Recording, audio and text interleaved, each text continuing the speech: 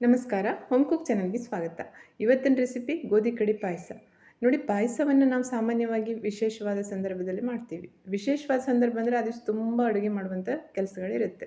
ಆ ದಿವಸ ಸುಲಭವಾಗಿ ಮಾಡ್ಕೊಳ್ಳುವಂಥ ಹಾಗೆ ರುಚಿಯಾಗಿರುವಂಥ ಪಾಯಸದ ರೆಸಿಪಿಯನ್ನು ನಿಮ್ಮ ಜೊತೆ ಶೇರ್ ಮಾಡ್ತೀನಿ ನೋಡಿ. ಇದು ಗೋಧಿ ಕಡಿ.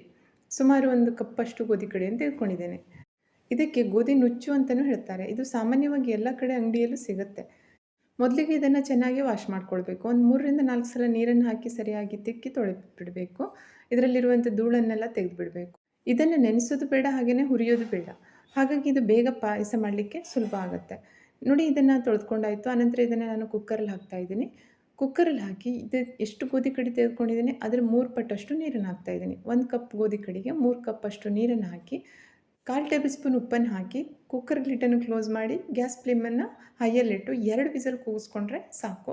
ಇದು ಕರೆಕ್ಟಾಗಿ ಬೇಯುತ್ತೆ. ನೋಡಿ, ಕುಕ್ಕರ್ ತಣ್ಣಗಾಗಿದೆ. ಬೇಯಲಿಕ್ಕಿಟ್ಟಿರುವಂಥ ಗೋಧಿ ಕಡಿ ಚೆನ್ನಾಗಿ ಬೆಂದಿದೆ. ಇಷ್ಟಾದರೆ ಸಾಕು. ಇದನ್ನು ಈಗ ಪಾಯಸ ಮಾಡುವಂಥ ಪಾತ್ರೆಗೆ ಹಾಕ್ಕೋತಾ ಇದ್ದೀನಿ. ಆನಂತರ ಇದಕ್ಕೆ 1 ಮೀಡಿಯಮ್ ಗಾತ್ರದ ಫ್ರೆಶ್ ತೆಂಗಿನಕಾಯಿ ಹಾಲನ್ನು ಹಾಕ್ತಾಯಿದ್ದೀನಿ. ತೆಂಗಿನಕಾಯಿ ಹಾಲು ನೋಡಿ ಮಾಡ್ಕೊಳ್ಳೋದು ತುಂಬ ಸುಲಭ. ಫ್ರೆಶ್ ತೆಂಗಿನಕಾಯನ್ನು ಚೆನ್ನಾಗಿ ತುರಿದ್ಬಿಟ್ಟು ಅದನ್ನು ಮಿಕ್ಸರ್ ಜಾರಲ್ಲಿ ಹಾಕಿ ಗ್ರೈಂಡ್ ಮಾಡಿ ಆ ಹಾಲನ್ನು ಹಿಂಡ್ಕೊಬಿಟ್ರೆ ಫ್ರೆಶ್ ತೆಂಗಿನ ಹಾಲು ರೆಡಿ ಆಗುತ್ತೆ.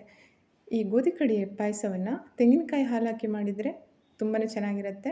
ನಿಮಗೇನಾದರೂ ತೆಂಗಿನಕಾಯಿ ಹಾಲು ಸಿಕ್ಕಿಲ್ಲ ಅಂತಂದರೆ ಈ ಹಸುವಿನ ಹಾಲಿಂದನೂ ಮಾಡ್ಕೋಬೋದು. ಕನ್ಸಿಸ್ಟೆನ್ಸಿ ತುಂಬಾ ತೆಳ್ಳಗೂ ಇರಬಾರ್ದು, ದಪ್ಪನೂ ಆಗಬಾರ್ದು. ದಪ್ಪ ಆಗಿಬಿಟ್ರೆ ಅದು ತಣ್ಣಗಾದ್ಮೇಲೆ ಇನ್ನೂ ದಪ್ಪ ಆಗುತ್ತೆ. ಮೀಡಿಯಮ್ ಕನ್ಸಿಸ್ಟೆನ್ಸಿ ಇಟ್ಕೊಳ್ಬೇಕು.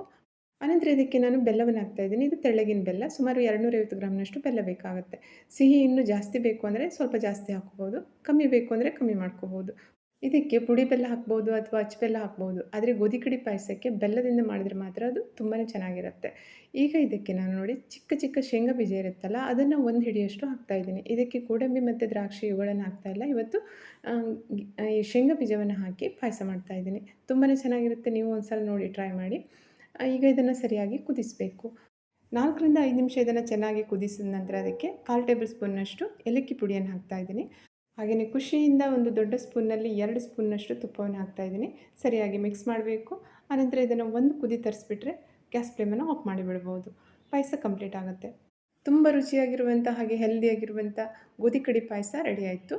ಇದನ್ನು ಮಾಡಲಿಕ್ಕೆ ಸುಮಾರು ಒಂದು 20ರಿಂದ 25 ನಿಮಿಷ ಸಾಕಾಗುತ್ತೆ. ಈ ರೆಸಿಪಿ ನಿಮ್ಗೆ ಇಷ್ಟ ಆದರೆ ಶೇರ್ ಮಾಡಿ, ಲೈಕ್ ಮಾಡಿ ಹಾಗೂ ಚಾನಲ್ಗೆ ಸಬ್ಸ್ಕ್ರೈಬ್ ಆಗಿ. ಇನ್ನೊಂದು ರುಚಿಯಾಗಿರುವಂಥ ಹೆಲ್ದಿಯಾಗಿರುವಂಥ ರೆಸಿಪಿಯೊಂದಿಗೆ ಮತ್ತೆ ಭೇಟಿ ಆಗ್ತೇನೆ. Thank you.